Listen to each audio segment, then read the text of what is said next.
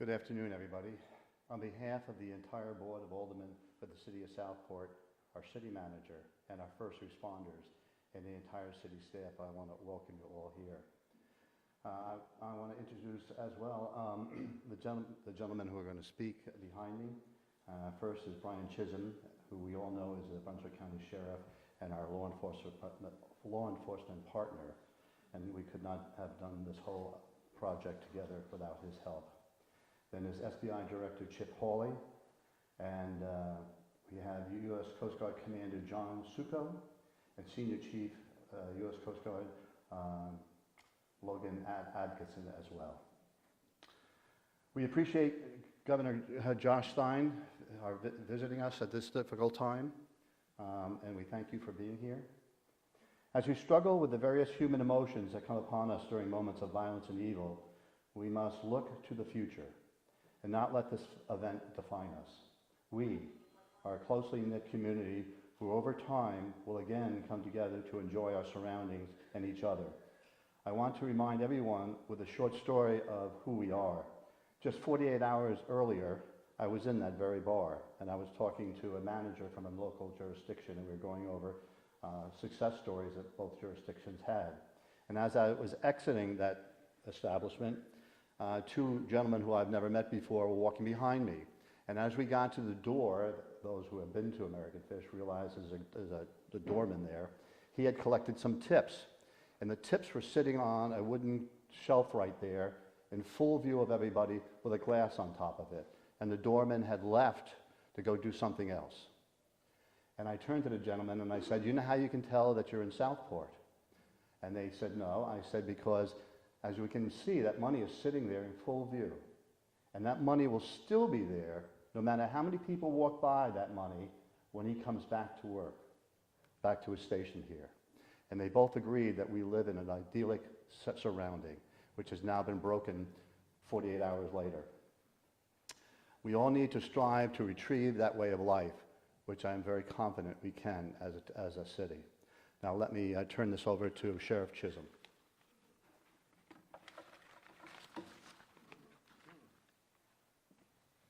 Good morning again.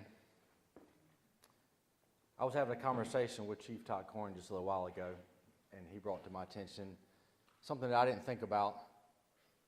I want to, first off, obviously my heart and prayers goes out to the family and all of you that were affected by this.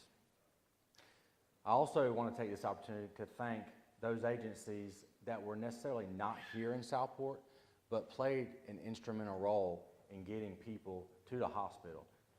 I heard a story about agencies that we didn't know about stopping stoplights and traffic for ambulances to get through. So while we have a lot of representation here today, there's others that are not listed that really came together and gave us what we need to get a quick resolution and get people the help that they need. I also stand here today to reiterate again what I said yesterday. We are not going to let this define Brunswick County. We are not going to let this define North Carolina, and we are definitely not going to let this define Southport, the place that we all love. Many of you grew up here. This is home. Don't let this define you. We all go through trying times in our life. I have. I'm sure if I asked you to raise your hand, everybody in this room raise your hand that they have been tried at a time. Our faith is being tested right now. But you've all heard this. He will not give us more than we can handle. Remember that. We had the prayer vigil last night. We had over 1,000 people show up in support. Law enforcement community thanks you for what you did for us last night and what you continue to do to support us. And I assure you that we are here to support you and protect you. We took an oath to do that. So again, thank you for all the agencies standing behind us, the ones that were in the line of fire, ran towards the shots, not away. I'm proud to be a sheepdog. I hold that near and dear to my heart instead of these men and women behind me. So again, thank you for the support. I appreciate you.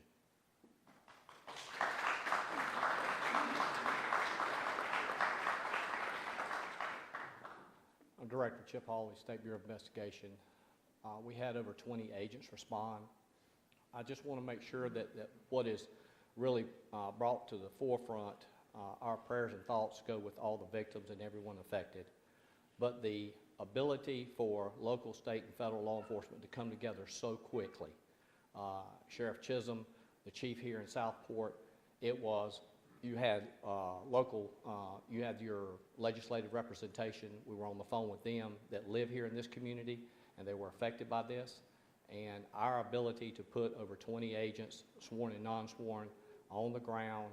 And I would like to really reiterate the part about the EMS and fire people that just stood in the gap while we were trying to find the suspect, which was apprehended and charged, and we got the confession. The main part was there were people that needed to really be looked after. They were in dire need of medical attention, And those people who came together in this community to help that, I just want to make sure that they get noted. The Guard and all of them coming together, it was amazing. And the Bureau wants to make sure that we are that conduit with local law enforcement to make sure that we bring this community as safe and as possible as we can to make sure you have some comfort that we have you in this community is going to be okay. God bless.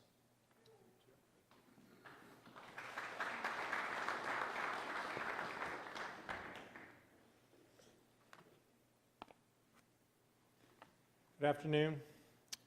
I want to thank Chief Coring from Southport Police Department, of course, Brunswick County Sheriff Brian Chisholm. I also want to thank Oak Island Chief Charlie Morris, SBI Director Chip Hawley, U.S. Coast Guard Deputy Commander John Succo. They exhibited excellent leadership and an immediate response that was able to bring an end to the fear and panic that the shootings might have been even worse than they obviously were. I want to thank Senator Rabin and Representative Miller for being here. Both care deeply about this county and its people. As you've heard, Southport is a tight-knit community. It is known across the state as a tight-knit community. And all of us can just imagine a warm Saturday night, a special date night, sitting on a dock by the river, by the water. No one goes into that kind of special night thinking that tragedy is possible. But 2 nights ago here in Brunswick County, of course it happened. It was horrific. I'm heartbroken for the families of the 3 people who lost their lives in this terrible incident. Ann and I are praying for those who were injured for a full and immediate recovery. To the victims' families, and the people of Southport, I urge you to lean on each other in this wonderful community that you all have built here. I know I speak for the entire state of North Carolina when I say that you are not alone in your heartache or pain. You do not grieve alone. We stand with you. In my faith, it is the community's responsibility to comfort mourners, so we must. And we conclude our mourner's prayer by saying, may the one who brings peace to the universe bring peace to us. Chief Corning, Sheriff Chisholm, Chief Morris, Deputy Director Hawley, Deputy Commander Succo, I want to reiterate my appreciation for your immediate response to apprehend the suspect essentially within minutes of the attack. Your excellent police work may have saved additional lives. We will always be grateful for your resourcefulness and your professionalism. I have faith that law enforcement will continue to work tirelessly until the job is done in this case. And the state, of course, is ready to assist in any way possible to ensure that justice is served on behalf of the victims. One thing is clear: we must do more to prevent these acts of violence. It has to be our top priority. Recent events here in Southport, in Charlotte, not to mention Michigan, Utah, Minnesota, and Kentucky, and I'm talking about just in the last few weeks, are clarion calls telling us that we have more work to do to make sure that people are both actually safe and that they feel safe in their communities. We must fix our broken mental health care system. We know that the vast majority of folks with mental health challenges pose no risk to others, but some can. There are too many people in our communities with dangerous obsessions exhibiting threatening behavior who do pose risks. We have got to do better, and I will do everything that I can, and I will work with anyone and everyone who is serious about protecting the people of this state. Folks deserve to be and feel safe in their towns, whether they're enjoying a dinner, or praying in church or coming home from work. We must do better to keep people safe. I want to transition and just say a word about the storm, since I'm here on the coast and we are still in a state of emergency. I'm grateful that we're joined by Public Safety Secretary Eddie Buffalo and Colonel Freddie Johnson with the Highway Patrol. We are encouraged that the recent forecasts have shown that the storm Imelda is being pushed further off our coast. But it does not mean that there will not be impacts from this storm felt on land or that we should not be prepared. The combined impact of the two storms, Humberto and Imelda, may cause isolated flash flooding, coastal flooding, ocean overwash, wind gusts, and dangerous rip currents throughout much of this week. The storm will likely linger, and hazardous conditions on the coast may continue throughout the end of the week. So if you're visiting the beaches, please stay out of the water this week. And folks in the east, just be aware that flash flooding may happen in your community. On Saturday,